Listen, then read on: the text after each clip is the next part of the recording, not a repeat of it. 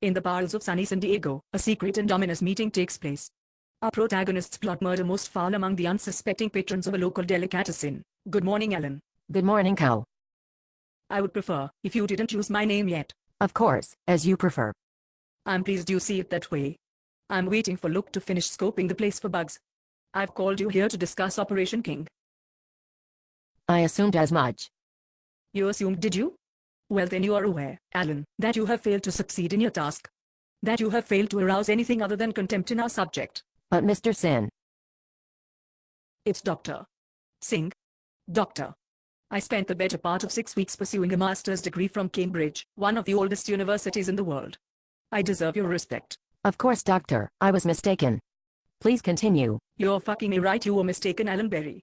I know it's difficult for a first-grade English teacher to comprehend, but there are greater forces at work here than you could imagine.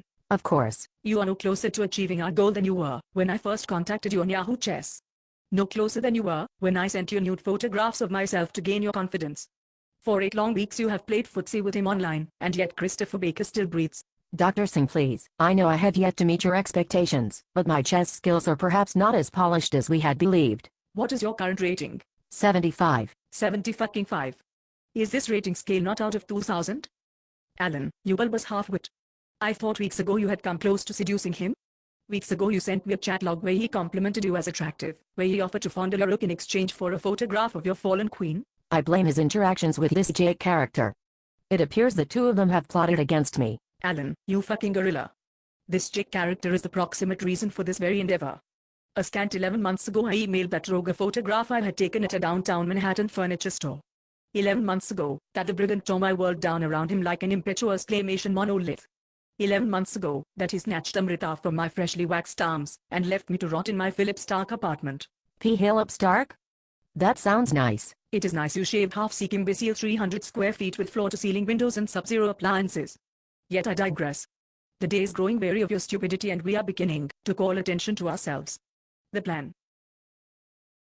Of course, Dr. Singh. I too have plans this afternoon. Nothing too big, just a meal and perhaps drinks with friends at Applebee's.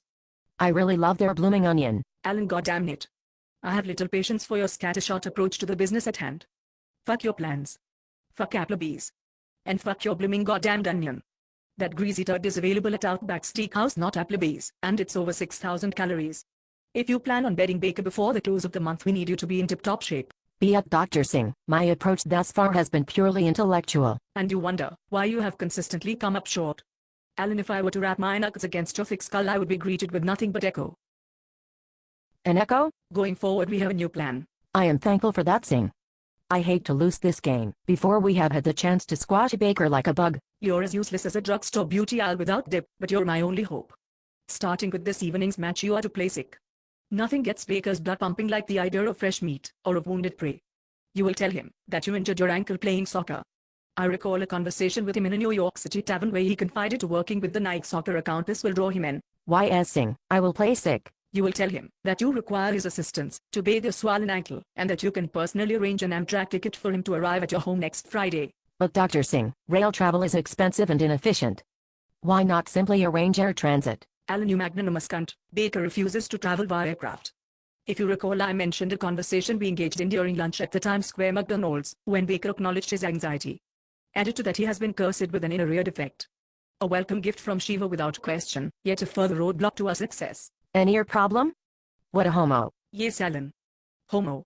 I remember back to the day when he and Jake emailed that photograph to 3 of my closest acquaintances.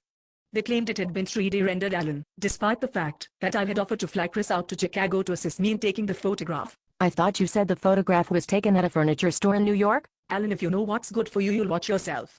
I smashed a piece of artwork I sold to Jake with a sledgehammer just a week ago, and I will do the same with your injured ankle, if you keep this up. You're my main man, Singh. Alright, Alan.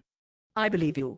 This evening you will begin phase 2 of our plan, and failing that we will target our attack towards Jake himself. I thought you said he refused communication of any kind because of the LSAT. That test took place a week ago, Alan, leaving him with many free hours. If you are unsuccessful seducing Baker, try planting the idea of falconry into his head.